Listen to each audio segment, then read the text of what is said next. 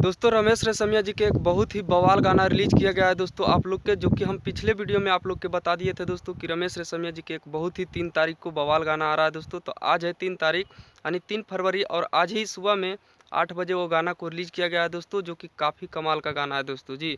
इस गाना का टाइटल है होली में डोली पासवान जी ले जाइए जी। यहाँ पर पोस्टर आप लोग देख सकते हैं दोस्तों, काफ़ी हाई लेवल इसका पोस्टर बनाया गया है। और आप लोग के थोड़ा सा मतलब सॉरी बोलना चाहता हूँ क्योंकि लेट वीडियो बना रहा हूँ दोस्तों।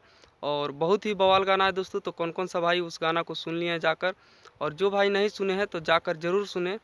करहारी इंडस्ट्री मीडिया यूट्यूब चैनल पे ये गाना को रिलीज कर दिया गया है दोस्तों। तो जो भाई नहीं देखे जाकर एक बार ज़रूर देख लीजिए इस गाना को।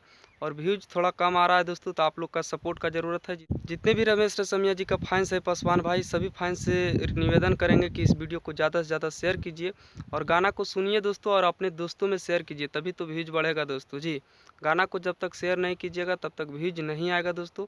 तो जाइए करहारी इंडस्ट्री मीडिया यूट्यूब चैनल पे गाना को रिलीज कर दिया गया है दोस्तों। तो उस गाना को ढेर सारा आशीर्वाद प्यार आप लोग दीजिए।